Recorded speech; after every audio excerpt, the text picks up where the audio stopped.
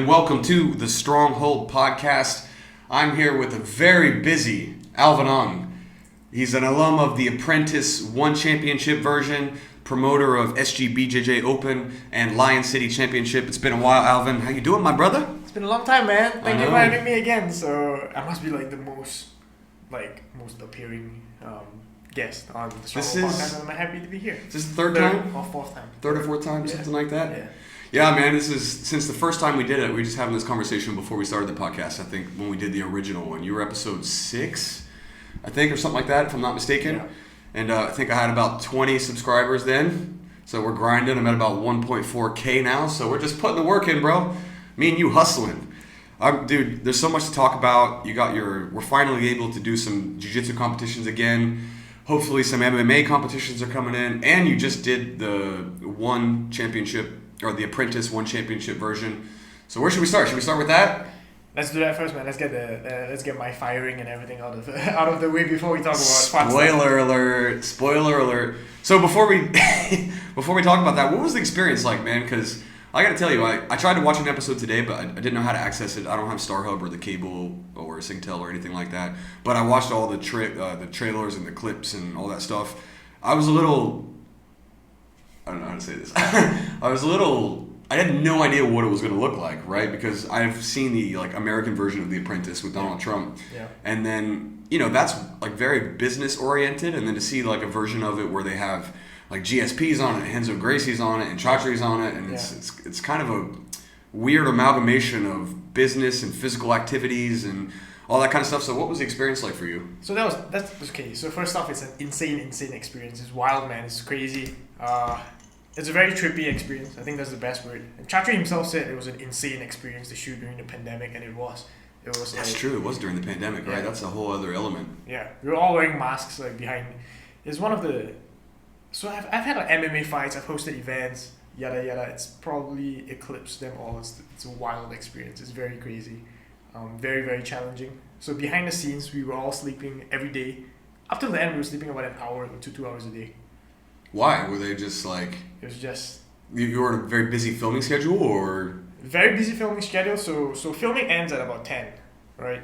But you have to deliver the business pitches. So everybody's awake till 4. And filming next day... Prepping and stuff for the... Filming starts at 6. And so it's this weird combination of pitching business ideas and then physical challenges. 100%. The physical challenges are the hook. It was just very crazy. They weren't very difficult, but it was just seeing GSP there and Renzo there, and they would keep you in the dark, right? They won't tell you right away, oh hey guys, you're gonna see GSP today. They just bring you there because they want a genuine reaction on the show. So they try to set you up. So when I saw GSP rappelling down towards me, I'm like, is that a GSP? It's like an alien rappelling down towards me, and we didn't. So everybody was fixating on GSP. We didn't realize the other guy was Renzo Gracie. We thought it was stuntman or something, And I'm like, wow, I gotta hang out with George. That's awesome, man. I mean, that's cool. What a legend to meet GSP and hang out with GSP. That must have been crazy. I mean, the whole idea behind this. I remember you telling me that you were applying for the thing. Right, and back then when you were telling me it was going to be a one championship version of The Apprentice, I was like, what the fuck is that? What even is that? Yeah.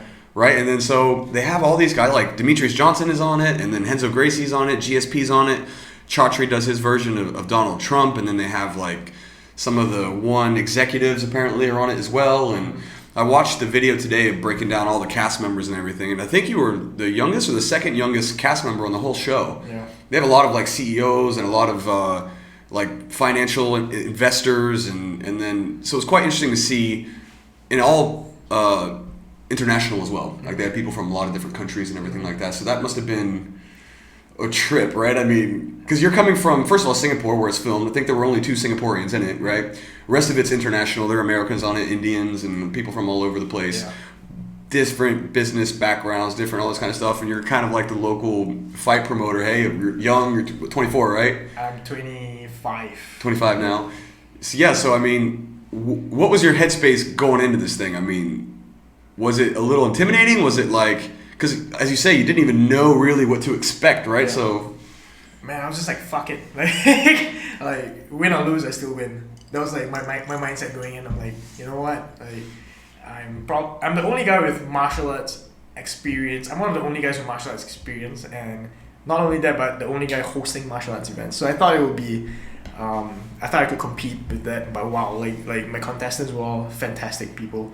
Not just business wise, but it was just good people all around. Like, if you watch The Apprentice, like especially, I watched a lot of The Apprentice Asia leading up, and they were all like at each other's throats and like backstabbing each other. So I went in there like I was like, oh my god, I was like, okay, how am I gonna backstab these people? I was like, you know what, like there's no friends here, you know, like this is a fight. But wow, like they really wore me down. They won you over, huh?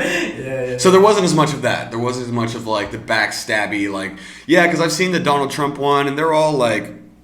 They're like blaming each other and ratting on each other, and so much of it is like if one of the business pitches or one of the activities that they were doing, one of the things that they were trying to put together failed, they're blaming it on each other, and then the whole Donald Trump angle would be he's trying to decide who's worth firing, who's culpable, who's responsible for whatever disaster has happened. And was it like that, or?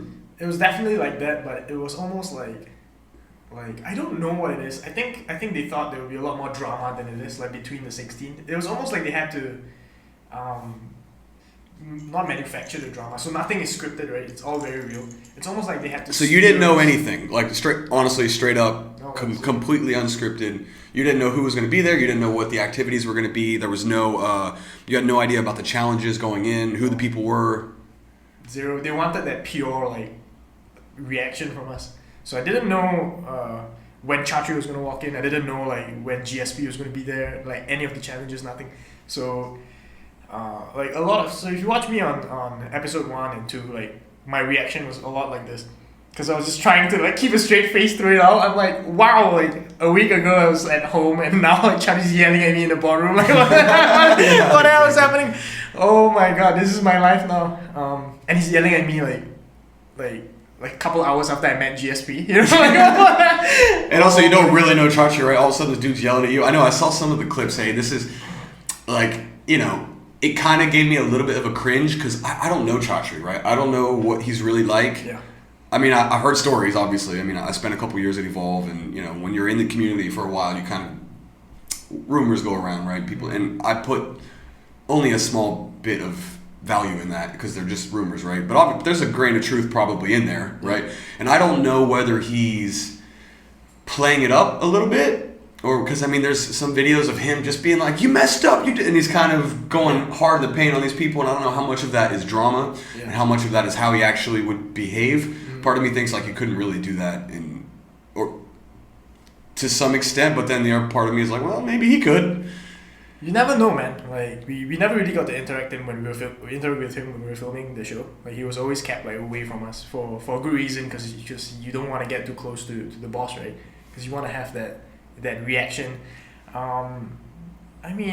Was your only experience with him like in those situations? Like when you did the interview and stuff, did you meet him or? No, we got to hang out with him during the rap party. So like after the shoot, everybody was invited back, and at the premiere as well. He definitely is a very intense guy. Yeah, I can get that. He's not like, hey bro, wanna come and get a beer kind of guy. Like no, like he's intense. At the same time, he can be nice, bro. So we were joking around backstage, talking about jiu-jitsu and like Evolve and like me running events. We're talking about Robert Deagle. Shout out to Robert, who's on the podcast tomorrow. Yeah. So yeah, I'm not his bro or anything, but he's definitely an intense guy, and he can get angry at times. Yeah. But it can be nice. We joked around backstage. Mm. Mm-hmm. But so your experiences with, because he's sort of the focal point on the show, right? He's the star. He's the Donald Trump, right? He's playing that role in the production. So I was quite curious how he would be perceived, and because everybody gets the vibe that he's really intense, right? Like he doesn't put up with shit. Everybody kind of knows that. Yeah. Because I've been in the community for a while. I trained at Evolve. I've seen people come and go, like instructors and people. I've seen people get fired, like heard about instructors or people getting fired, and in a lot of cases rightfully so, right? And because rumors go around, right? And you hear stuff, and if one of the instructors in particular did something they should not have done, they were gone quickly. And that's one of the things I liked about him. Mm-hmm. is especially I've droned on and on and on this podcast about jiu-jitsu instructors and their kind of cultish behavior and sleeping around with students and doing all this kind of stuff, and word got around on several occasions at Evolve about that happening, and those guys were gone immediately. Right. So and that was the word, like, hey man, we run a tight ship here, the things are strict, we pay you well, there's all these benefits and everything, but if you fuck around, you're done.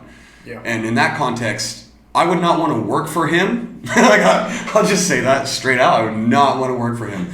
But if you are one of the people that are there, I'm at least glad that they have strict protocol with stuff like that. Yeah.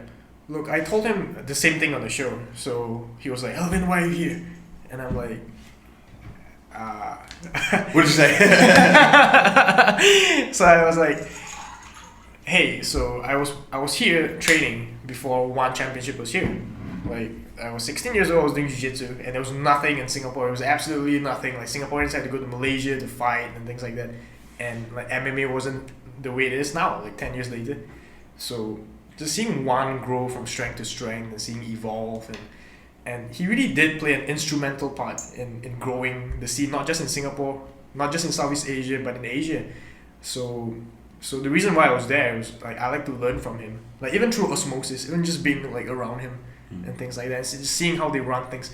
Because that's like everybody likes like nice guys, right? Everybody likes like people you can bro around with, but he has a job to do, and his job is not easy. Like, he has to basically grow a sport from scratch where there's nothing at all. So I always thought that like the reason why he runs a tight ship, the reason why he does certain things is because he is a man on a mission and he has to get this thing done. And yeah, I agree with what you said. He strikes me a little bit as like almost like a Vince McMahon type, right? Like the WWE chairman. He kind of has, I'm not a huge WWE fan. I watched it when I was a kid, but Vince is like well known as being like, he can touch into some emotional stuff, and he can cater. If you're like a long-term person with him, he'll have your back, but as soon as you fuck around, if you do anything, he'll drop the hammer down hard, right? Like he's that type of guy. And you're right. I mean, and the thing is, like, you probably understand where I'm coming from in the sense that I say, like, his reputation in Singapore, if you're not here long enough, you just see Evolve, you see One, you see The Apprentice, he's kind of got this larger than life personality. Yeah. And with that kind of stuff, you also hear the bad stories, the things that, because he does it, to run a tight ship, and when you have problems, you do got to drop the hammer, right? You got to crack some eggs to make an omelet, right? And he seems like the person who is willing to make the hard decisions, feelings be damned. Yeah. Right? And, that can rub some people the wrong way. And when you see him kind of like yelling at people, when you see your knee-jerk reaction, it's a little cringe-inducing, right? Because you're like, fuck, what? Like, if I see an adult yelling at an adult, my immediate reaction is like, why the fuck would, like, I'm never going to yell at anyone. I'm just not that guy, right? But I understand to some extent why people do that. So, I don't know, to me, he seems like a complex individual, and you certainly can't take away what he's done for the martial arts scene in Asia. I mean, I trained at Evolve for 2 years. I've seen one championship. I love it. I don't love everything Dana White does, right? But you gotta respect the fucking hustle, and that's what I respect more than anything is the hustle. And so it's cool, man. It's cool that you got to do this thing. I mean, I remember, I see where you come from, right? When I first met you, bro, there was, I don't know, was it before the first? Maybe it was after the first SGBJJ Open. Yeah, we actually. I met you the first time when you were going through that shit with this kind of, right? We don't gotta go down that road again. Go and watch the old podcast if you want to go down that fucking road. But had you even done the first one yet? Maybe the first SGBJJ Open? Had you, when we first did the first podcast together? I had, yeah. I think you had just done the first one, maybe, or maybe the second one. I can't remember, but I actually met like everybody knows everybody around the scene, right? So I met you when you were at Trifecta already. Like I knew of you because you were cornering your Trifecta students. I was working behind the scenes in Grappling Asia. Yeah, that's when we first met. Yeah. So then I'm saying, like, now to see you like starting up these other organizations. I'm not trying to suck you off, dude. I'm just saying that, like, I'm not trying to do that. I'm just saying that, like, it's quite interesting, right? Just in a few years. I mean, even since we did our first podcast, but since then, to see that you're doing these tournaments now, and then you're starting this amateur tournament, and then fucking the Apprentice one championship. I mean, no one saw that coming. Like, even that it would be a concept, let alone something that's played itself out. It's interesting to see how these things have developed in a couple years and see people like doing shit, getting shit done, making waves, and 100%. Thank you very kindly, and so just shout out to the people who believed in me, and especially look, so like Chatri and his team had won so I had to go through 3 interviews and beat out like about 1,000 people to get in. So obviously they saw something in me that I was even able to be part of the 16. So like, no man is an island. I had people who believed in me. I had people like you who brought me on his podcast and things like that. And look, I'm not what you see on Instagram. I'm not like walking out of helicopters every day, I'm just a normal kid living in an apartment in Singapore. But I guess with such a fast growing sport, with such a niche sport, you're more able to nobody's gonna start a soccer league in Singapore and like make it like super big, super fast, right? But with jiu-jitsu, it's such a tight-knit community. Like, if you know everyone, if you've been in here a long time and you genuinely want to help the sport grow, you can do a lot, man. Just with that, with not a lot of money too. Well, what I always liked about you is your expectations were reasonable, right? You take a risk, right? I mean, even the idea of like to decide, hey, I'm going to start a jiu-jitsu tournament in Singapore. Like, most people won't even, if you play with that idea, right? Very few people will bring it to fruition, and you understand that it's a process, right? That it's a long game, and then you're like, going to start an amateur MMA promotion. Like, how many have there ever been in Singapore? Like, a couple. And you're slowly going to build that thing. You're not afraid to fail, you know what I mean? And even if you take a really aggressive idea that most people would just be like, dude, there's no fucking way you could do that. Like, the amount of work, you got to get the staff together, you got to try to find a way to make it profitable, you got to get business partners, you got to, I mean, just the overwhelming amount of shit that you have to do to actually make that happen is too much for a lot of people. And then, but you also understand that this is one small step in a much longer plan, right? And whether you fail or not, you try, huh? You try. Yeah. And as long as it doesn't, even with, going back to our first podcast, that stuff with that instructor and all the things that you were saying, you just say what you think, and then kind of consequences be damned. You're going to be all right. Like, you're not going to die. Yeah. You're not going to be wrecked forever. You're 25. Like, you still got it in front of you, and you're willing to say how you feel, and, make the mistakes, and that's it. So can we talk? What happened? So the episode 2 just aired, and you got punted off the island. Hey, Chatri gave you the old boot. What happened, man? What was the task? What were you asked to do? Where did it go wrong? What was your experience like with?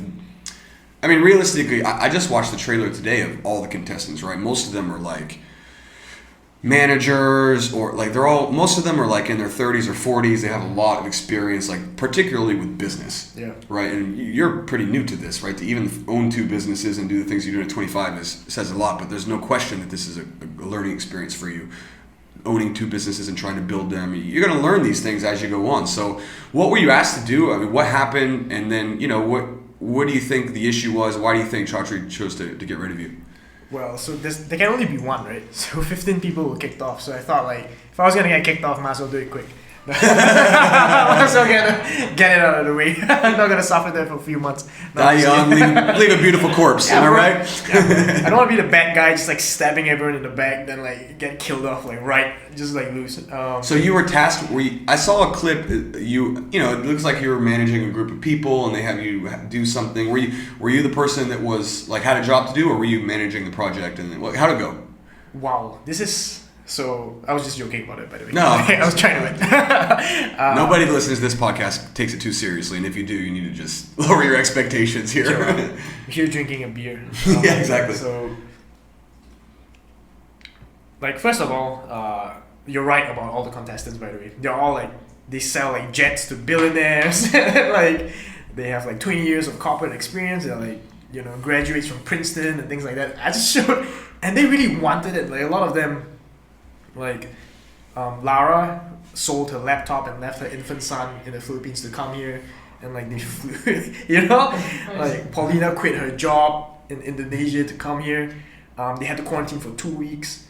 Dude, I just rolled up like 20 minutes. Oh, it's like 20 minutes away from my home, dude. I mean, you live here, so yeah, exactly. So I met them and they were telling. Point is, these people were motivated, right? Like, yeah. And like Jessica, apparently she made a video saying how like she knew she was doing it, so she tried to condition herself to hardship. So she watched all the Apprentice, the UK and the US one, and she started waking up early. So she started waking up by herself at like 5 a.m. and like at 4 a.m. So she like sleep deprived herself for the show. She's training for it, basically. Yeah, she's training for it, like winner mentality kind of thing. I'm like, wow, holy shit, these people are killers. Oh my god. What we did for the show and what I had the most trouble with were the business pitches. So like the physical things are like, like whatever. Like, And you said that's kind of the hook, right? But the real consequences of getting kicked off the show, I assume, involve the business pitches and the business management pitches. and 100%. So from where I come from, like I run events, right? As you know, look, I don't pitch to bosses or to people, and just it's all getting together a pitch deck and pitching to Chatri and the other CEOs. That was difficult for me, man. You hadn't done that before, right? You don't have that kind of corporate boardroom type experience, right? Yeah, I thought it was gonna be more like entrepreneurial. I thought it was gonna be more like a hustle, like going to a hawker center and trying to sell fish or something like that. I literally thought it was gonna be like that. But the you shouldn't use coming out right now, bro. Come on. I think that's the idea they were toying with, but they couldn't do it because of COVID. Yeah. Yeah. So was the sorry to derail slightly, but was the idea for the show? I assume that happened pre-COVID, and then they had already like booked the spaces and built the shit and had everything in place, and they kind of just got to roll the dice and go with it. Is that right? Yeah, that's 100% right. So I was at the premiere and they were talking a bit about this. Nobody even knows like what. The one thing that impressed me a lot about One and just about production in general is just how much effort they put into every single second. So there's 16 contestants. There's probably about 5 times the amount of staff they need just behind the scenes, and you don't ever see them. So like you think it's just 16 of us like traipsing around and like a camera following. It's not. It's 8 cameras on you all the time, and One is even hosting events right now. Yeah. And that's such a difficult thing to do, but it's crazy. It's the amount of effort they put into every single event and just every single episode. One episode takes days and days and days to shoot. Just one episode. So how many days were you actually filming? What was your total? I was there for a couple of weeks. Maybe huh? like 2 or 3 weeks. Yeah. So I'm curious, man. What was it? What was your pitch? What was the thing what was the final thing with Chatri? I gotta know the details. So how I got fired, you mean? Yeah, and like what was the thing that you were trying to do? The pitches that you that specific event. As I say, I haven't seen the episode yet. That's the sound of beers cracking, ladies. Hey, this is why I'm saying, if you come here expecting high quality entertainment and sophistication, you're on the wrong fucking podcast. This is high quality entertainment. So I started off with the wrong foot already. So I was in this team called Team Conquest. So there were 2 teams, Team Valor and Conquest. And when I got fired, we were 0-4. Just going up for challenges. It's off to a rough start, eh? Yeah, exactly. I'm like, wow, like we're getting fucked here, guys. Like, what is happening? It's just Team Valor. They put together a bunch of girls in Team Valor. I think they wanted them to catfight, but they just banded together and became like super strong and like, oh my god, they just started killing us. They were killing us. I was already in the boardroom in the first episode. So like 3 people had to go to the boardroom. I was nominated, and in the second episode. And those are the people that. What do you mean you were in the boardroom? Those are the people who have to deal with Chatri and like, well, you did this and you did this and you did this, and then the dramatic drum roll before he's like, "You're fired," that kind of thing. Yeah. He didn't say you're fired. What's his catchphrase? He said you're not the one. Oh. Which is cooler than you're fired. Damn it, Chatri. That's a good one, fucker. That's a good one. Damn it. So. When it comes to these kind of things, it's not even you don't really get graded on your complete performance. You get, because nobody knows. There's like 16 people. Chinese not watching every single one, right? You get graded on the highlights. So it's more like whoever throws you under the bus, you have to defend yourself at all costs. And so what happened was I was in charge of the copywriting, and the copywriting didn't even make it to the final like presentation. So it looked like I was doing nothing. And I was like, I chose to play like a more supportive role when I could have been more active, but that's on me, I suppose. So on my firing, copywriting. So what was the we were supposed to come up with a marketing plan for the hotel we were staying at. One of the sponsors, Andas Singapore. So we were supposed to come up with a marketing plan for them. So like I had to come up with copy for the entire thing, right?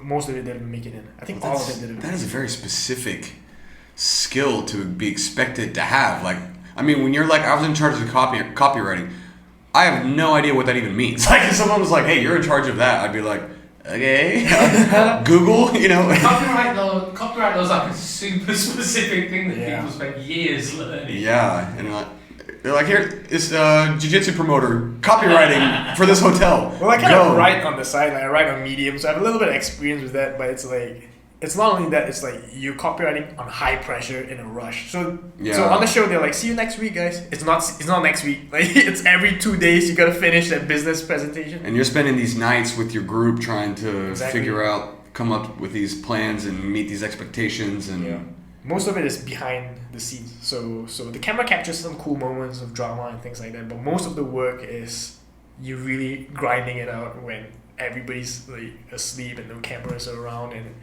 it's just a grind, man. It's the people who are in the show, who even got on the show, are all killers. They're so, I'm so impressed by them. Not a lot of people can survive that.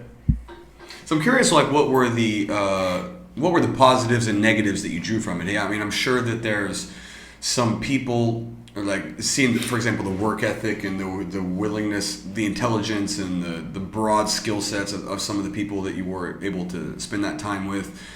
And, you know, I also assume there's some downsides, like the amount of pressure, and then, so, I mean, just kind of, you know, elaborate on that a little bit. What were the positives and negatives that you sort of take from the experience? Well, two things, I think. Number one is it made me a lot more humble. So just seeing, like, so like with my own business, I'm very, like, individualistic, so I don't deal with a lot of people. Like, I mean, it's all in the jiu-jitsu scene, right? But when you're doing business with these people, it's like, wow, these people are so good. They're so professional. They're like this. Like Monica really impressed me with her branding. She's in Team Valor, the opposite team. So she came up with these beautiful slides and everything like that. Just in the night, just everything like, it's crazy the amount of talent that people have that you won't know just by looking at them. So a lot of humility. The second thing is it made me realize what I want and what I don't want. Like, I don't want a corporate job.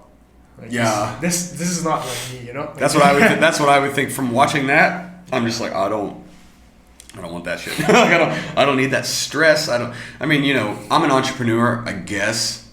You know, technically, I certainly don't see myself as one, because I don't have those like killer shark instincts. I'm not the person that's going to yell at somebody. I'm not the person that's going to like. I don't want to fire people. I run a family gym. I'm a business owner, and I do this thing, meet with Jake and meet some close people. I just don't have that, like, that kind of thing in me, because I prefer a more delicate local experience, right? Like, close to people that I know. Like, the people that do that deal with that stress constantly on their phone, constantly hustling, losing big amounts of money to gain the risk that people take when they're investing, like, and the losses in the game. Like, I just don't want that shit in my life. Is that kind of what you mean? That's exactly what I mean. But I don't want to deal with it. That's the reason why I left university to run events in the first place. It's just cause, like, I'm like, hey, like, I don't want the rest, like 20, 30, 40 years of my life just be doing this, like, just playing these games and getting, like, pitches down to the T. Like, I want to do what I want. So that's literally a part of the show where, like, I think it's episode 1. So a lot of things don't make it to the final cut, right? So it's either on Instagram or just don't use it. So Chashi was like chewing everybody out, and he was like, Alvin, like what are you gonna do? Like, what's your goal being on this show? Like, what are you gonna do like after this? And I'm like, I'm just gonna go to the beach somewhere and write, sir. He was not. He was not. You are not the one. He was not impressed. Listen, dude. Hey, I can relate to that more than I can relate to that sentiment way more than wanting that corporate thing. So what was the other thing? You mentioned that there were two things. You know what you don't want, and then what was the other side? Just of the coin? humility. I was so impressed by the other candidates. It's a very humbling experience to just be around those people. Just seeing people hustling, was it that, the work ethic, the hustle, the sacrifice? Yeah. So Thick skin. I imagine there's a lot of thick skin that you need, right? it's like, wow, like these people really want it. Like they're killers, man. They're and I don't know, like some people are born that way, some people are not born that way, some people really want that, some people don't, and it's just the way it is. It's not a you're not smart enough thing. It's just whether you want it or not, and that's what I kind of realized. Yeah, different goals, I think, right? I mean, that's the thing about entrepreneurship.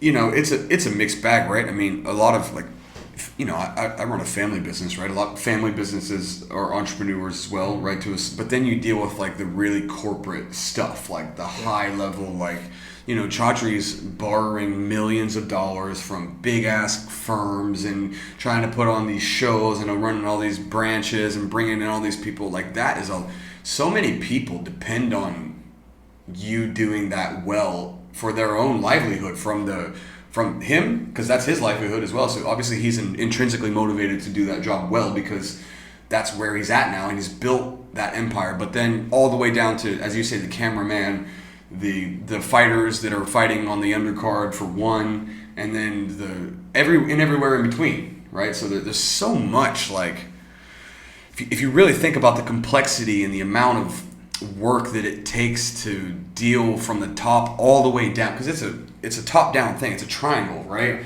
And you see him, and then but all the in between stuff and the people that depend, like the Chinese fighters that are making $1,000 or $2,000 that just dying to get that contract, fighting one, and everything depends on him doing his job well. And then the sponsorships that he's dealing with to try to get, you know, all of these companies to support him, and then the debt that you go into in the first place to try to create this thing in the beginning, like all of that, just like, fuck that. You know what I mean? I don't want that in my life, dude. Like that just sounds like a lot. Yeah, even with Singapore Jiu-Jitsu Open, especially like in the beginning when I had to make like decisions, it was hard, man. I don't know if I was young or so, bro. I was reading Meditations by Marcus Aurelius throughout the entire Apprentice, and there was a part where he goes like, kingship, man, I'm paraphrasing here, but kingship is making good decisions and having people hate you. So it's like people judge like people like at the top, like politicians or like kings or like CEOs, for making certain decisions, but it's, you don't understand the stress they're under and like the long term thing they see. So yeah, it's not for everybody, man, and I don't think it's for me, but I'm happy running my own events and just growing the grassroots scene here. And that's what I told everyone on the show, and I was very honest about it, and I told Chaudhry like, hey, the reason why I'm here is because I like to get this experience to grow grassroots MMA and Jiu-Jitsu in Singapore. And like, I'm not trying to be the next one, or I'm just looking to host amateur events and maybe even be like a feeder league to one or something like that. And I'll be happy with that, man. Well, I think the grassroots is the key word there, right? I mean, cause it's the same thing for me. Like I like the idea of running a business. I like all of that kind of stuff, right? But I certainly don't like the idea of being that I just don't want that, you know what I mean? I just don't want that kind of pressure, that singular pressure. It just doesn't work for me. But like on the local level, if I'm dealing with people that I know, you know, like with you being specifically like dedicated to the martial arts community within Singapore, like that seems manageable. That seems like something that is actually plausible, and it seems like something where your relationship is direct. You know, whereas if you're dealing with Chaudhry, as you say, he's dealing with this sort of empire thing where he's got all these people where any decision that he makes is going to piss off a certain amount of people, right? If you're a politician, if you're as you say, a CEO, all these things, it's just to me that's a lose-lose, right? I mean, it's a lose-lose for me, because I can't really, like, I have an effect on things that you don't really, there's so many unintended consequences and unintended effects when you're dealing with something so large. Yeah. Right? Whereas like my students that come into the gym, and when you're dealing with people at your tournaments, like it's face to face, it's direct, and the problems and the solutions that you deal with are face to face and manageable, and you can see the complaints and you understand where they're coming from, and you can make the decisions if you need to, but ultimately like people understand where it's coming from. Yeah. Whereas like, you know, you make a decision when you're dealing with that type of situation, like maybe they can't understand where you're coming from. And they don't want to see, as you say, the unintended consequences of everything that they're doing. It's just like, oh well, it's just not for me. But hey, like you need people like that to grow the scene tremendously. Like look at where one is now. He just signed Gordon Ryan. Yeah. Holy shit! I know. Gordon Ryan and Buchecha is the fight to make. I'm just putting it out here, guys. Elvin called it first. Gordon Ryan and Buchecha is the fight to make. He has to do it. We're gonna wait till Robert was on the podcast tomorrow to talk about that. But let's segue while the conversation is hot. Because I can't resist. We can talk about it still tomorrow when Robert's here. Because we don't mind repeating shit on this podcast. Yeah, I mean, what do you think about that? First of all, to all the nerds who think that he's gonna fight MMA anytime soon, that's not what this is. He's not. But Buchecha has zero experience too. I mean, but that'll be grappling. I don't think he's gonna do an MMA fight yet. I don't think Danaher wants that. I think he's gonna do grappling. Then he's gonna fight Buchecha in MMA. First. Oh, don't say that to me, Alvin. Don't say that to me, Alvin. Bro, you're making me sweat. You're getting me excited. My nipples are hard right now. That's what I think, man. It makes sense, bro. I saw on his Instagram he put out, "Who do you want to see me grapple first in one?" So he's clearly not taking it MMA. But I want to see it MMA. I mean, I'd see both, eh? Because one wins, the other one's like, yeah, let's do MMA. Yes, come on. Oh, I'm drooling at the thought of that. What a great signing, man. I don't think he's going to fight MMA yet, but it's interesting, man. It's so interesting because his jiu-jitsu is so high. He could potentially fight Francis Ngannou and Min. Like, he could just pull guard and he'll hook the shit out of every heavyweight in the world. Look, potentially, dude, right? You're eating those fucking lunch boxes from the guard, though. Dude, you see when he fought Stipe, right? Stipe had him in the turtle for like 20 seconds. Yeah. And the punches that Francis was landing on Stipe from the turtle, like, dude, 2 of those or 3 of those punches got through. And you just see fucking Stipe's head just rip back. Like, I thought he might knock him out from the turtle with like a few punches. His punching power is ridiculous. Can we just transition a little bit into the Stipe Ngannou fight? Because I mean that just happened today. I mean, first of all, I thought this was one of those fights where you never know. Like, they're both so great. Honestly, the story of Francis and Stipe is ridiculous. Stipe is still currently an active firefighter. He's been an active firefighter this whole time. I mean, he can't talk like that all the time. You gotta use subtitles when he talks, but... You thought he was talking bad before today's fight. Wait till he did it. I mean, you can't understand a damn thing he says, but what a legend. The greatest, most accomplished UFC heavyweight of all time, who has had an active job as a firefighter the entire time he's been champion. That's a crazy story. I mean, what a fucking winner. And then you have Francis Ngannou, this guy coming from the Congo, who didn't start fighting until like 7 years ago, was a refugee from Cameroon, and he took like a year plus to get him to France, and then he's never lifted a weight, jacked, shredded. No, I mean until but if you watch his early MMA, he never lifted weights. He just built like a butt. If you're shoveling sand, right? He worked in a sand mine or something like that. Yeah, he was working. I mean, so that's natural muscle that you build, right? But to see his story, plus I love that he's this gentle giant, right? Like his voice and his tone he's very soft spoken, right? But he just wrecks people, and he looks like Hercules, and he, like, coming from Cameroon in the middle of nowhere to get where he got now, and then he's it was hard to watch either guy lose, I thought. I thought Stipe was going to win. I thought so too, because I never thought Stipe was going to win any fight, and then I was like, you know what, I'm going to pick Stipe this time. And then, you know what I mean? Yeah. I thought Francis would win the last one. I thought Stipe would lose against Cormier all 3 times, right? And you know what I mean? So, but man, when you're dealing with power like that, I mean, here's the thing about Francis, right? He's not the technically best guy. But he lands punches on people, and when he hits you, you are just fucked. But you don't have to be the technically best guy if you can punch like that. I'm just putting it out there. Man, and all the boxing coaches like hating him, you know. No, you have to put your hands up. Like, dude, he lunges forward, just clips you. But he knocked him off a jab, dude. I know, a 2-1, right? He threw the cross, and then he stepped in on the jab, and then wrecked him back. But what I liked about this fight, I mean, everybody, the meme is like, calm Francis, right? Have you seen this meme? It's like already like, calm Francis is the scariest person of all time. But he was throwing leg kicks. He was throwing like 2-1s. He threw a high kick. He caught him with a left high kick from southpaw.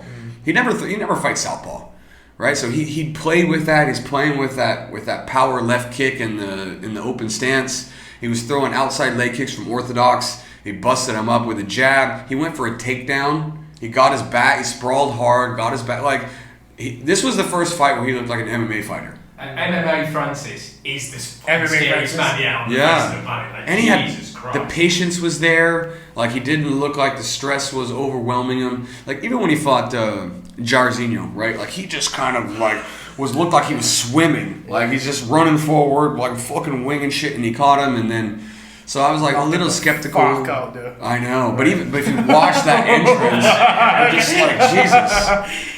But this one, he was patient. He was throwing good combos. It was an MMA fight. He was kicking them on both stances, kicking the leg, kicking the body, kicking the head. Was throwing jabs and hooks and uppercuts, and movement was there. Like changing stances. I just thought this was like the most complete he's ever looked, like outside of the power. Yeah. Which is a good sign because John Jones may be coming up next. Man. So am I the only person who actually wants to see Lewis Francis instead of Jones Francis? Yes! You're the only person, Jake. I really want that. I think it'd be a better fight. Did you watch the first one?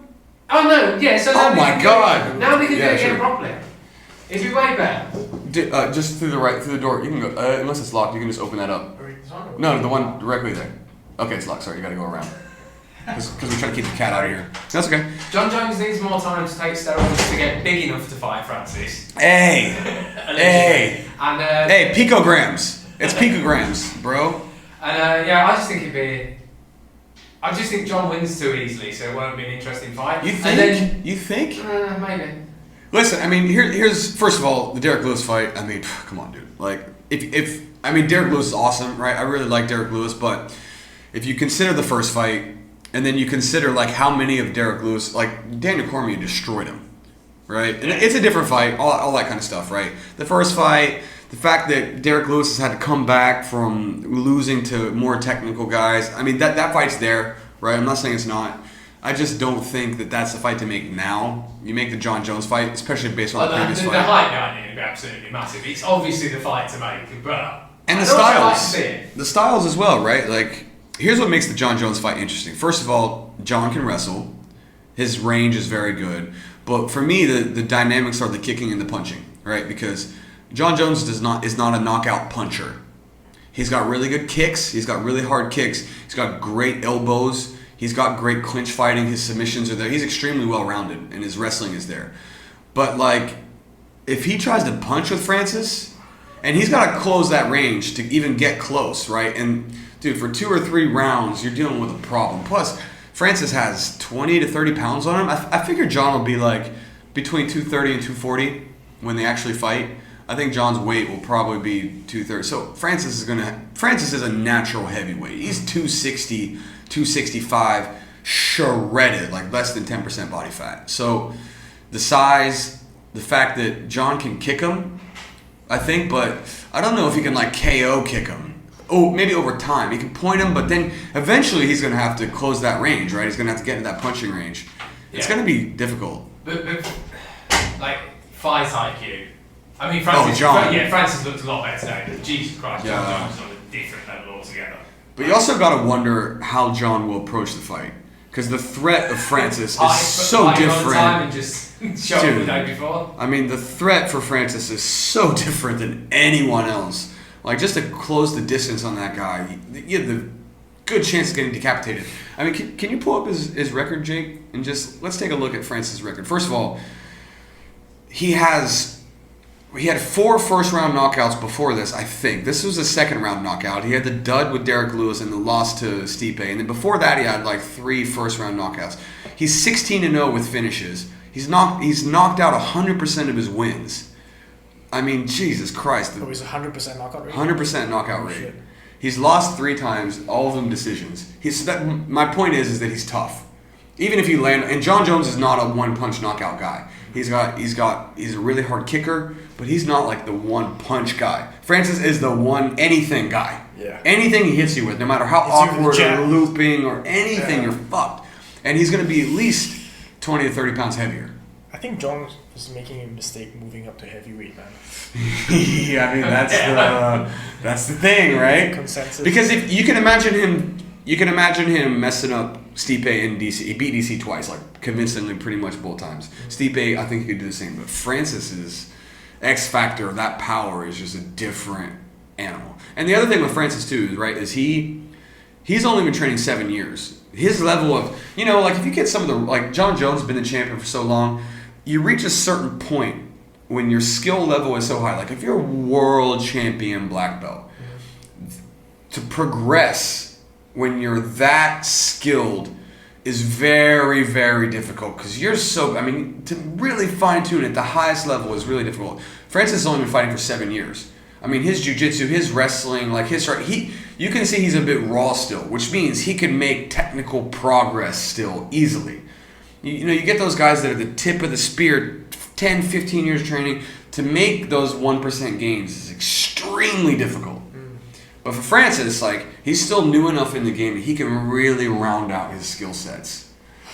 And that's a crazy prospect, right, when you're dealing with that kind of power. Wow. So you got his record there, right? Let's take a look at this craziness. So we got... How far back do you want to go? The UFC, beginning of the UFC career. Okay, right there. There you go. So he had lost once before. Can you go down a little? Where's his first loss? It was before he was in the UFC, right? What was that? I can't see because the thing on the side. Zumana, Jesus. Decision, unanimous. So he lost the decision in his second fight. We can pretty much scratch that. He probably trained for like 6 months and then had that fight. And then the rest of it, okay, so let's go to his UFC debut. KO punch, TKO, submission, TKO. Andre Arlovski, TKO. Alistair Overeem, TKO. Lost to Stipe, lost that bullshit to Derek Lewis. Curtis Boyd's TKO. Cain Velasquez, TKO. Junior Dos Santos, TKO. Jair Zinho Rosenstrike, TKO. Stipe Mood. Look at that, man. That is a legit record. Dude. That's crazy. First of all, down a little bit, Jake. Keep that up there, please, if you don't mind. So, a little bit more. Okay, so Andre Arlovski, UFC champion. Alistair Overeem, the best striker to ever do MMA. Multiple organization champion. Stipe, the active champion. But by the way, never was finished in any of those fights. Derek was top contender. Decision could have gone either way. Like, that's a whatever, right? Curtis Blades, top contender, knocked him out. Knocked him out before that. Cain Velasquez, arguably the greatest heavyweight of all time, KO'd him with a ridiculous shot. Junior Dos Santos, former champion. Jair Zinho Rosenstrike, 100+ kickboxing fights, fucked him up. Stipe Miocic, the greatest of all time. Like that, man, that power is just once in a generation. That's not Mike Tyson power, right? Mike Tyson was technical. He's slipping and rolling. He was 20 years old. He'd been training since he was a teenager. Even by the time... He'd already had 10 years of experience by the time that he was in heavyweight title fights. Like, for Francis to come in there with 7 years of experience and be in the UFC with fighting for like 3 years, that kind of power is so different than anyone who's ever put on gloves, let alone 4-ounce gloves. Like, that is just different. That's probably the craziest power of any martial arts striker in history. That is just crazy. Yeah, he's going to be a big star, man. Talking about power, I've had this conversation a lot with MMA, with some of my MMA friends. So I think that power is the most important thing in MMA. And no, this is barring, it's the most differentiating factor in MMA. So look at corner, right? So if you're able to stop guys with one shot, you not only, because in MMA all you need is to stun the guy and to finish him off with strikes. Like, you don't have to knock him out cold. There's no standing 8 count. There's no, it's not like in boxing or kickboxing. And you can flurry them too when they're dazed, unlike the other striking sports, right? Yeah. So I think it's the number one differentiating factor, not just for winning fights in MMA, but also for longevity. So you don't get. So if you're like Nick Diaz, you win. So if you're like a Nick Diaz or Nate Diaz, you win, but you get fucked up when you win. Like Nate's whole face is busted up when you beat Conor, But if you can hit guys with one shot and just finish them, your brain and your life spent in the sport is just so much improved. Especially in the larger weight classes, right? It's different when you're smaller. Like, you look at Demetrius Johnson, for example, right? He certainly doesn't have one-punch knockout power, but he also never gets touched, really, like hard, right? I don't think he's ever been finished. No, knocked out. Yeah, maybe subbed, or I can't even remember. But I don't think so. I don't think he's been finished. When you're dealing with the small weight classes, it's a little bit different, hey. But if you're talking about like just the overall human, that kind of power is just different. But Stipe wore him out in the first fight, right? He did. Granted, Francis was a little naive, raw, overzealous. He went for the finish completely in the first round, right? But that's also how Conor fights, to your point. Right, Conor fights to finish people early, and he always tends to fade the longer the fight goes on when that power starts to get mitigated. I don't know. What do you think about this? Do you think Francis is a star now? I think he's going to be a big, big star. Going back to your point about lower weights not having power, that's not what Sugar Sean O'Malley has, apparently. Like he has power, dude. Holy shit. Man, he looked great. With style points, too, man. Like, his style, he reminds me a little bit of Conor McGregor. He throws wheel kicks and front kicks and leg kicks and spin kicks and spinning back kicks and hard punches and fights from both stances. He is dynamic as hell. He has one of the best, he has low-key the best MMA KO I've ever seen in my life. What's that? It's early in his career, it's not UFC. He backs up the guy into the cage. He head kicks the guy and then spins off the head kick into wheel kick. Yeah. I saw that. The hook kick, wheel kick. Holy yeah. fuck. He's been throwing that stuff since he was young. Yeah, he was like 18. Yeah. I mean, that's what you gotta like about him is the style, right? Plus, there are some unanswered questions about him, right? A heavy wrestler, that could be a problem for him. You know, he's obviously had some durability issues. He's been injured in a lot of fights. Yeah. You know, he had the leg injury in his debut, and then Cheeto Vera leg kicked him and hit that nerve, and then fucked him up with the elbow from the top. So there's some questions there, but damn, is he entertaining? Yeah. Today was. I like to watch him. Was style points, man, and he's got power. It just remains to be seen that grit, right? That does he have that championship medal?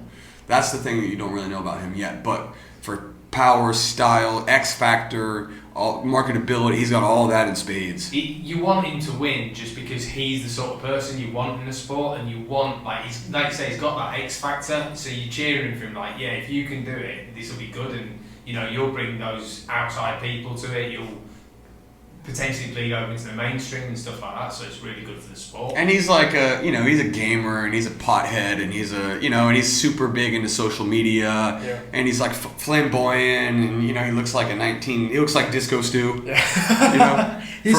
Pull up Disco Stew. Pull up, the reference, The Simpsons, huh? Pull up Disco Stew if you can find a little. Every time I see him, I just think of this. I don't know why. He's a real gamer too. He's a real, like a real gamer. He makes money off Twitch. Yeah. A lot of money off Twitch. But he won like Fortnite tournaments and shit like that. He seems like he's hyper competitive, right? Like, yeah, pull up Disco Stew. Yes. That like ripped Sean O'Malley with like some pink ass hair and that tattoo. That's Sean O'Malley right there, man. I dig it. He's got like the Bee Gees vibes, you know what I mean? Super exciting. His fight looked really good. He's certainly one of the most exciting prospects in the sport, I'd say. A lot but young, 26. Yeah, he's like my age. Yeah. Shit. So let's finish up the fights, and then we'll move on to like some SGBJO and some Lion City and stuff like that. The other big one on the card was Tyron Woodley and Vicente Luque. Pretty good fight. For Woodley. Yeah, for Woodley. It's a pretty good fight. I mean, not the end of the fight for Woodley, but good fight. He seems like he's just well past his prime. And he's one of the, in my opinion, the quintessential examples of an athlete. And those athletes, he's 38 or 39 or something like that. And when they lose their athleticism and they don't have the bag of tricks, like Randy Couture, he was an athlete, but he had all these tricks, and he always had all these little things that he could do, which gave him longevity, right? But when Tyron can't explode, he can't cover the distance quite as quickly, and all of that stuff is gone, you're just left with the pure technique. And he's not a technician, right? He's an athlete with crazy power, and so, he just doesn't have a lot of other ways to win. I'm glad that he went out on an exciting fight. The dark stroke was tight. He rocked him just before the finish. There were the last three fights I thought were all bad stoppages. Like, everyone took additional damage they didn't have to take. And I thought the Woodley one, I know he got subbed, but he was fucking holding on to the fence. Like, he was that rocked in the fight that it should have been stopped, and they let him keep going.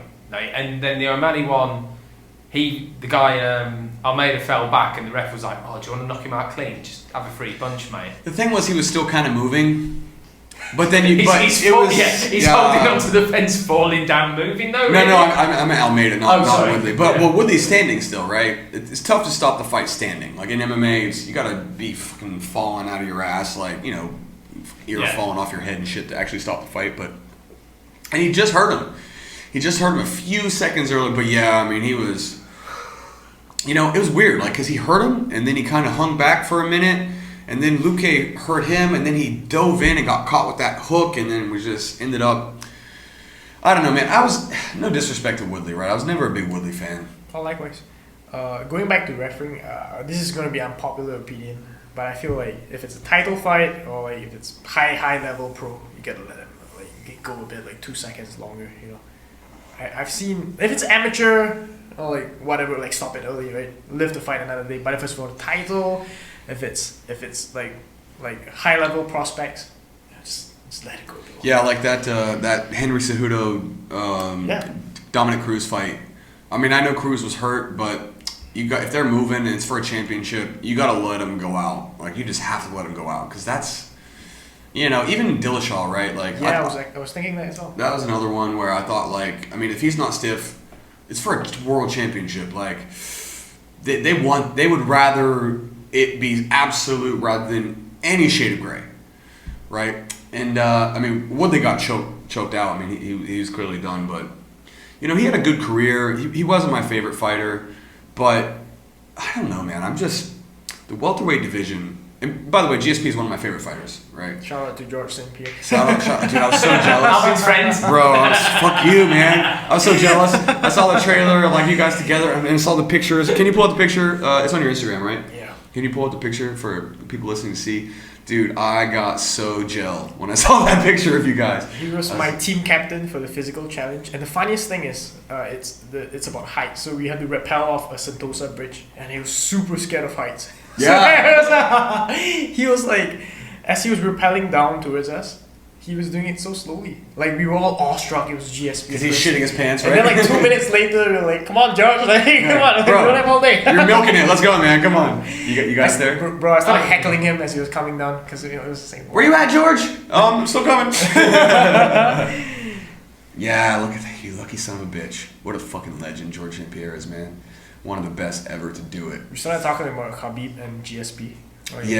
Behind the scenes, and I was like, George, don't come back, bro. Yeah. Don't come back. But that fight, I mean, he's older now. He's older now. I wouldn't want to see it now.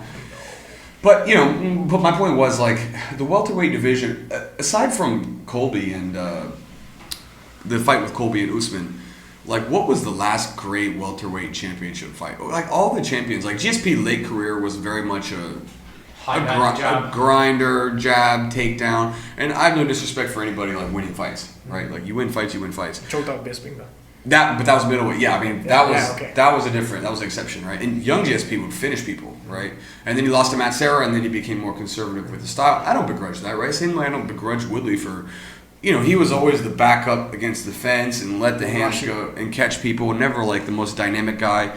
But you have GSP and you have Woodley and you have Usman, and all of them were very, very conservative in their style. Whereas I feel like all the other divisions, right? Khabib is just a fucking murderer. The lightweights are super dynamic. The bantamweights, the featherweights, the middleweights. Like, you get that title changes hands all the time. Of course, John was super dynamic, and then the heavyweights. And I feel like welterweight is the one where they can't really get a super dynamic. I mean, GSP transcended pop culture, right? He's one of those few that did.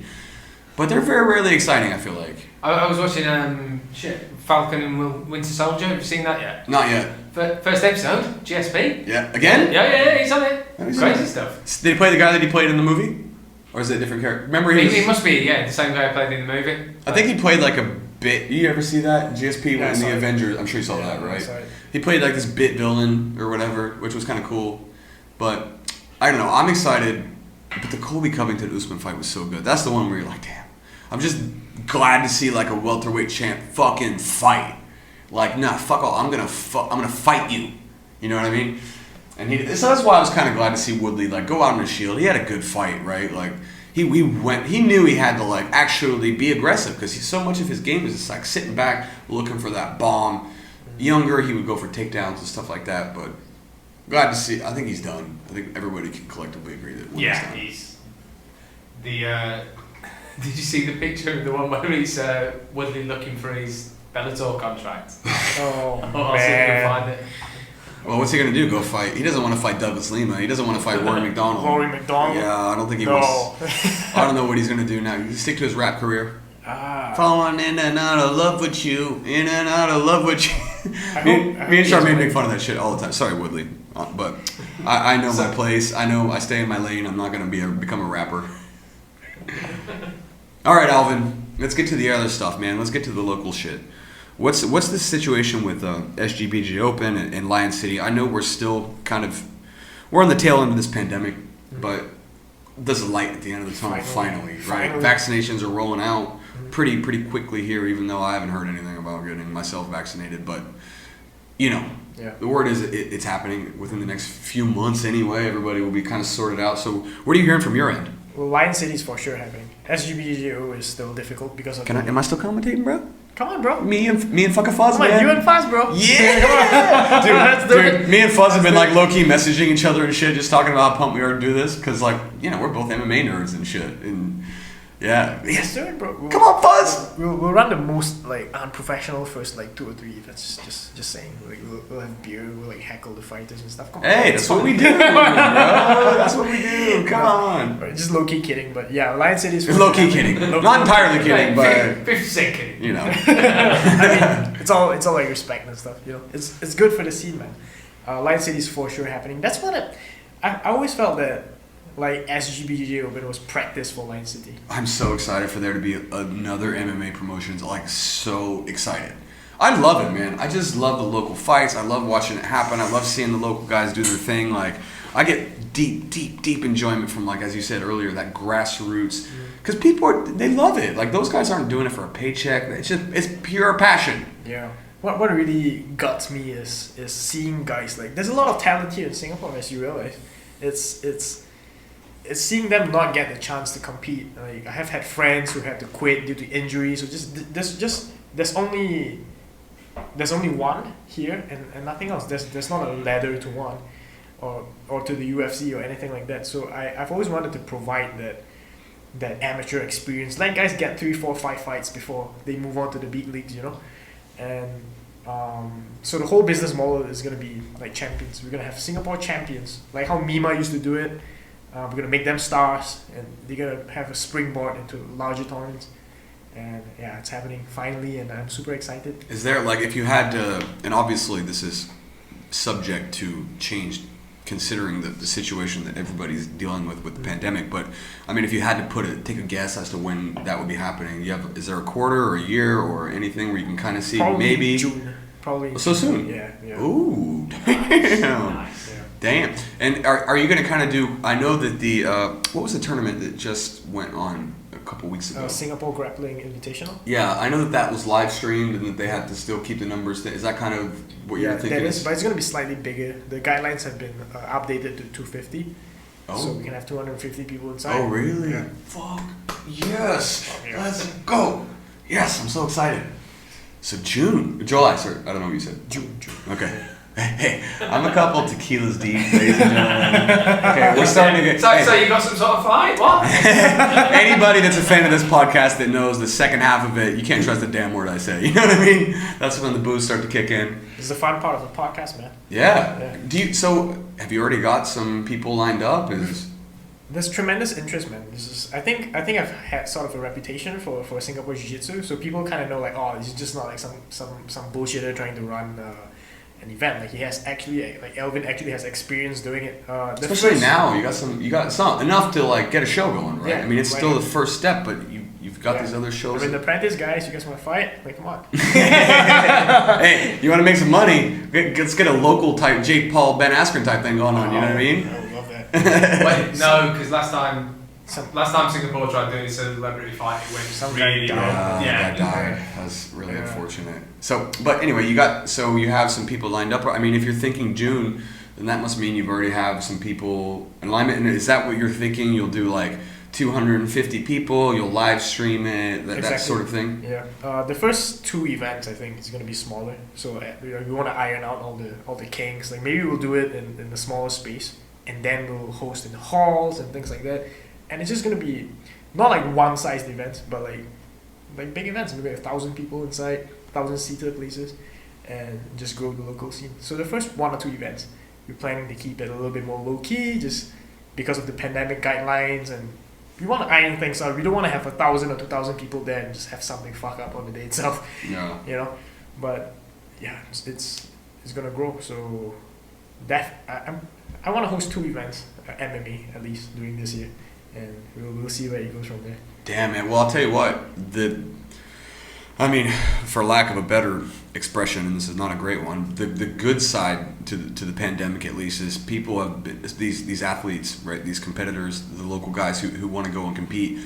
They have been sitting on the sidelines for so long that I'm sure you've got enough people who are just chomping at the bit to get out there and do something, right? Get something to train for, get something to go out there and do. Because even the local guys, like there are some local pros who are used to competing overseas I know a few people, Andrea, a couple of majors guys, Kai Shong, a lot of those guys had fights scheduled overseas right when the pandemic hit. And I'm sure you get these group of people who have just been sitting out for so long that they're just ready for something to do. Yeah, I had a fight scheduled. You had a fight scheduled. You're supposed to fight for the title, right? Hey, hang out with GSP. I'll take it, bro. I'll take it. Well, you find a silver lining. You know what I mean? Mm-hmm.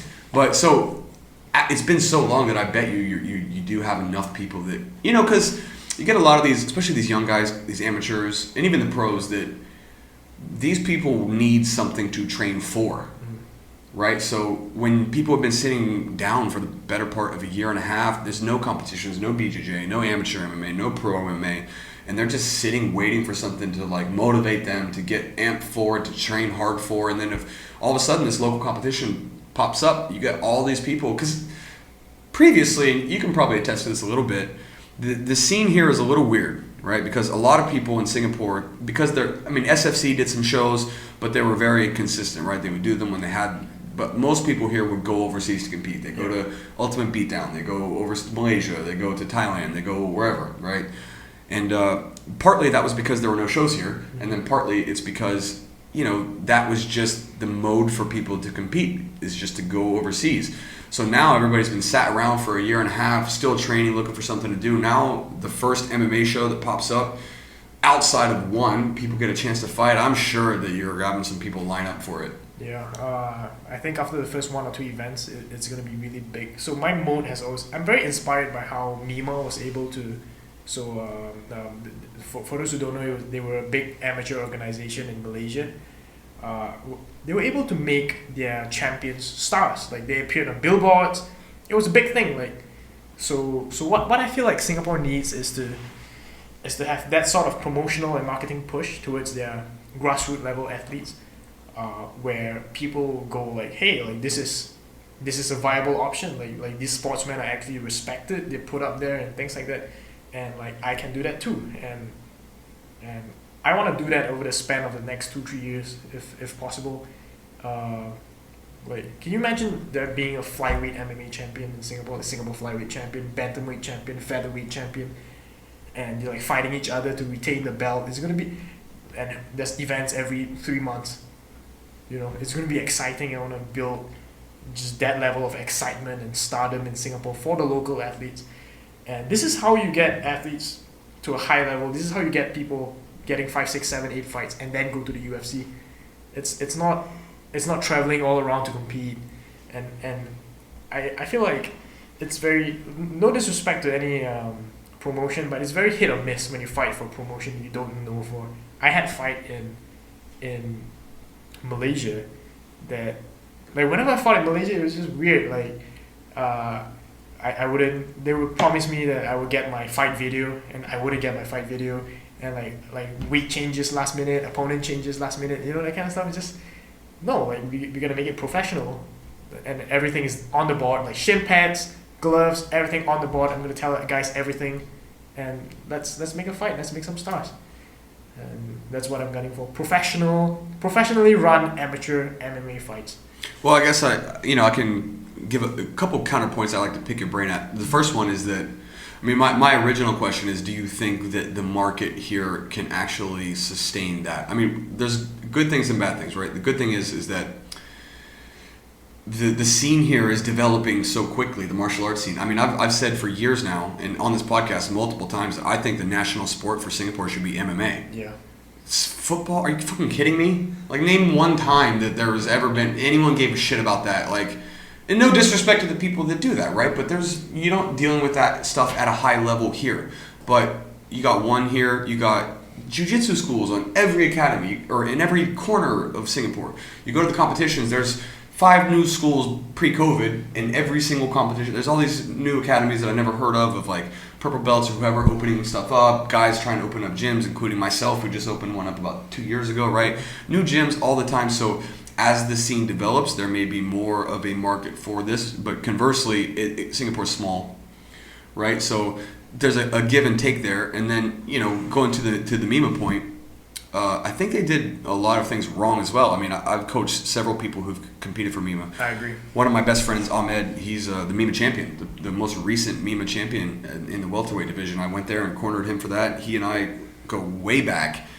He's extremely skilled, but there were multiple people that I've trained or trained with who fought in Mima, and they don't have access to their fight videos at all, even to this point. They lock them up. They say that they're going to release them. Like, I just can't understand why they wouldn't put that for free on YouTube. Malaysian fight videos, I don't understand. I don't know what to... I mean, they're like, what are they saving it for? Yeah. Put it out there so people can share it. And like, what do you... what is your plan? All those Mima fights, you still can't access them. I still never seen... Like, Tibin, the guy Ahmed fought in the finals, is a fucking Malaysian movie star. He was in like Pascal the Movies, like one of the biggest independently made Malaysian movies ever.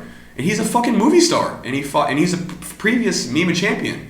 And it was like Ahmed and him were best friends. They fought from the same gym. Like the drama you can't ask for anything more. That video is not available still to this day for anybody. It was in a beautiful stadium. You could Toon Talk sponsored it. The stadium was amazing. You have a fucking movie star fighting a teammate. They both fought at the same gym. They got different little groups of people. They were shaking hands in the back. They went and fucked each other up. Then they're hugging in the back. Like, you can't manufacture any better drama than that. Nowhere to be found. Yeah, I'm not going to do that. So I learned from my predecessors' mistakes. Yeah, don't do that, man. Don't do that. What do you... I mean, that is just such a waste. Put it out there, Mark. I mean, what are you sitting on it for? It gains nothing if it's just sitting on the shelf. Like... So anyway, but my other point was, like, I mean, do you actually think that there's enough of a market here to sustain that, like in the short term? Yeah, I've crunched the numbers, so it's not. I'm surprised more people didn't do it. I guess it's just a hard thing to do, and there's not a lot of money in it. But like, fuck it, like, what am I doing for money anyway? So I know I'm not gonna work a corporate job. So let's say we get 300 tickets sold. That's assuming we price it at $40 a ticket. That's already $12K. So if we can get some sponsors, like, the event will pay for itself. So the challenge is just putting like butts in seats. And SFC used to sell tickets. Like, they used to, like, 300, 400, 500 was no problem for them. So I don't see how I can't make that possible as well. Just given, like, I would just market the shit out of the event. And there is definitely, like, kudos to one. Like, I went to the first 1, 2, 3 events. Nobody even knew what MMA was. Yeah. Like, nobody knew what grappling was. They were laughing on the ground. Like, what's a guard? Like, they gay? Like, it's like this kind of. But now everybody knows. Like you get people like Angela Lee, Amir Khan. People know what MMA is, and even if we don't target the regular Singaporean, there's so many gyms now, as you said. If we could just get like 20, 30 people from every gym in Singapore, that's already 300 easy. Yeah. So I don't see how that's a problem, but I put my money where my mouth is, and let's run a few events and find out. Right? Yeah, exactly. You just see how, right? I mean, you never know until you actually do the damn thing. Yeah, that's what I think, which is why I'm doing it. Let's see, man. It's exciting, isn't it? It's really exciting, man. I mean, I'm so excited. I'm literally the guy. I mean, at least as far as SSE goes, I fought for them. I refereed for them. I judged for them. And literally while I'm like refereeing, and I mean, I'm such a fucking nerd for this shit that I'm sitting there judging it, and I'm like, I want to yell out instructions. I'm so pumped for it. I'm watching it happened. Like, I'm literally the referee in there, and I'm just like, oh shit, I can't believe it. I just love it, right? I'm so pumped for it. So, like, if you can tap into that and you get these local, I mean, the real trick is like getting the consistency, right? Because, people back out, especially when it's amateur. They're not quite as, shit gets real quick sometimes, and you get people who pull out. Like, how many fights do you reckon will be on you say you're targeting June. How many fights do you reckon you'll do in that first show? I was thinking 10 to 12 fights. You get so many. Yeah. So Yeah. that means you'll need about 20 fighters. Yeah. So, okay. So let's say I do 12. Like, so 4 fighters pull out. I was another 8. You know what I'm saying? Which is enough to run a show. Yeah. So you can't go for the bare minimum and have like a couple of guys pull out. Then you have like 4 fights. That's not happening. Exactly. So yeah, we'll do that, and What Arvin does well, I think, is having like pro boxing as well, like kickboxing. I don't know if I want to do that, but it's gonna be mainly MMA. But let's say if it's mainly amateur MMA topped off by like 1 or 2 pro boxing matches, that may be interesting. But we're still playing around with the meta. We'll see what happens. I think that was part of his idea, right? Is that like at least if you expand into these other disciplines, you can attract more people, right? Because if you're only going MMA, well, then you're only limited to the MMA community. Yeah. If you throw in a few boxing, okay, then maybe you can draw a few more people in. You can fill out some gaps. Same thing if they were to do like some grappling or just hypothetically or whatever, right? But if he puts on the MMA fights and then he gets the boxers, then at least he's got some other stuff to go and he can draw in more people to put on fights. I really wanted to be in the cage though. Like that's my gripe. But it's so hard to. If we do boxing, we can't do it in a cage, obviously. Yeah. Why couldn't you? I don't know. It's just why if we do pro couldn't boxing, you? for sure, you can't do it in a cage. Pro you couldn't do. Yeah. Have you considered doing some sort of Russian-style freak show? Yeah. 6 versus 6. You know what I mean? Put them in a Spider-Man suit and a Batman suit, and then you know what I mean? I would rather do pro wrestling. I'd rather like promote pro wrestling than do that. It's so strange, bro. And that's also smarter, the pro wrestling bit. That would be, Yeah. you throw in a funny pro wrestling match. Did you see the thing with Francis Ngannou where he? I just watched a UFC video where he did a bit in I keep saying I want to say the Congo in Cameroon, where he like did a pro wrestling thing with a comedian there. I'm not saying do that often. I'm just We're just spitballing. We're just spitballing. Yeah. Bro. There's no wrong answers here. Aoki in Sorry? like a pro wrestling match recently. Was he? Yeah. I didn't see It that. was the strangest thing I've ever watched. He's a weird guy. I don't know. Bro, the guy pulled his pants down, bro. Yeah. He probably liked it too. He's a weird one, man. He's one of those guys that like, you see him on TV and you admire the skill, right? And then you're like, oh man, it must be really sick to train with this guy and meet him. And then I trained with him and I met him, and the time I trained with him, I thoroughly did not enjoy it. And then when I spoke to him afterward, I also thoroughly did not enjoy it. He's one of the few people that I just objectively did not enjoy. But first of all, we're going off a tangent here, but like, I saw him fight, and like he's one of those guys that as he fights, you're amazingly impressed with his skill. But then there's a few fights where he'll like lose, and then he fucking cries. And then if you watch him when he fought Mitsu Hirota, he broke his arm and then flipped him off. Yeah. And then other fight, he'll lose and he'll cry, and then he'll win and he'll flip people off. And then I met him, and when I rolled with him and evolved, he was a fucking asshole. Like, wasn't good to train with. He like literally. It was like a 6-minute roll or something. I was a purple belt back then. Obviously, he's a black belt, fucking insanely good. And I literally remember. I gotta flip this thing back on. That's this one. Oh, it's that one. Okay, cool. Put you on that on camera, so pause a second. Okay, we got some technical difficulties here. Batteries. But I'm still in the audio, right? Yeah. So if you're watching this, give us about 10 seconds, and then all of a sudden we will be back. She's just listening, bro. Shane's like, cut that shit. Maybe Chatri's listening, and he's like, cut the camera. Cut this part out. But anyway, so yeah, I rolled with him, and it was entirely unpleasant. He was like one of those guys that would sit there and do nothing for like 2 minutes, and all of a sudden he would fucking throw on a wrist lock in like 10 seconds, and you have no time to tap. And then we're sitting there, and he would get me in like a half guard and like pin my neck down and smash my face, and then I'm like, okay, I can't move. Right, you just sit there and sit there and sit there and sit there, and I can't move at all. And then all of a sudden, he would give me a little bit of space, and he would throw something on so quick that I can't tap. And then I like try to thank him afterward, and he just, he kind of, his whole demeanor was just like, it wasn't like, hey, thanks for the roll, blah blah blah. I don't know you at all. Like, it just dismissed him. And then I tried to get a picture with him afterward, like after the rolling, like he went and he kind of did his thing. I was like, hey man, can we get a picture together? Do I need to slide this way? Move on to Alvin's camera. Okay, sure. I'll move on. We're gonna shit. Sorry, That's okay. I can't get the plug to that. Okay, now we're on the same camera. But anyway, yeah, so I went to get a picture with him after I rolled with him, and he wouldn't take a photo with me. And he was just sitting there by himself. Interesting. Dude, we're gonna share a tight camera. And we're probably about finished with this podcast day anyway at this point. And it was just like he was a dick to roll with. He wasn't helpful at all. I tried to get a picture with him afterward. He wouldn't. Like, he literally, like, there's no one around him. I was just like, hey man, like, we rolled. You mind if I get a quick picture with you? He was like, no. And I was literally like, really? He was like, no. I said that. I was like, really? So like, to go back ever so slightly, do you want to see Gordon Ryan smash him first? yeah, I'd love that. Darren would win that. I'd watch that though. I'd watch that. Anyway, yeah, he's like really the only guy is just objectively a dick that I ever trained with. Like, it was just horribly unpleasant. I looked up to him, like growing up though. Like he was highlights of him. He was awesome, just skill wise. Yeah. I don't know about a person, but just skill wise, he would pull guard and just fuck people up. How many submissions have you had in MMA? It's like insane. It's probably like 30 submissions. And he's got go-go platas, and he's got flying triangles, and he's got all these crazy submissions. Yeah, and then he's just like, you meet him and you're like, Jesus Christ, what a dick. I mean, and then like, I suspected he was a dick anyway, because like, you know, if you break someone's arm and you flip them off and give them a finger, like, what are you doing at that point? This bad broken arm too. Yeah. It wasn't like, and he's done that a few times. And then he cries when he loses it. Like, he'll get beat, and then he'll fucking weep and run away and then flip you off when he breaks your arm, and then like won't take photos. And I'm just like, dude, what are you... Anyway, not the point. I'm not trying to throw shit at him, but he's a fucking asshole.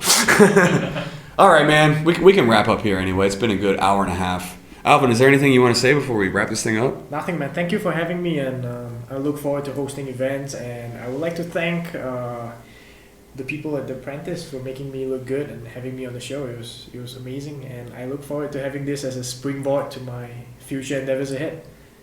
Nice, man. Well, I can say on a personal note, it's been really thoroughly enjoyable for me to see how far you've come, and the fact that, you know, hey, it's always a gamble, right? When you decide to do these big things, host events, go on the... I mean, you're writing, you write for Medium. That's something you're new to. You started this BJJ competition. You're starting an MMA promotion. You went on the one Apprentice.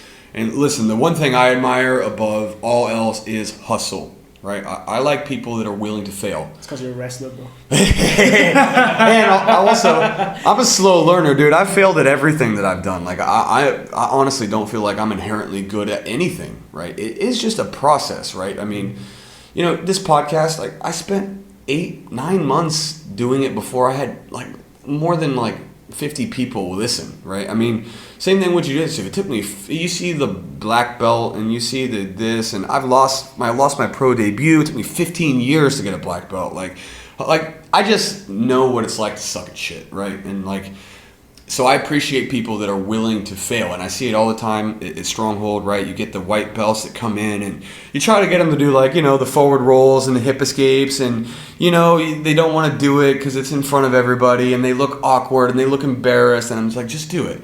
And you see that little moment, that flicker in their eyes where they're like, you know, they just see that, you see them like, I don't want to look like that, Yeah. right? And I've never been knocked out in front of people, but I've been like TKO'd and I'm in front of people, and I've said shit that like I cringe at on this podcast that I go back and watch.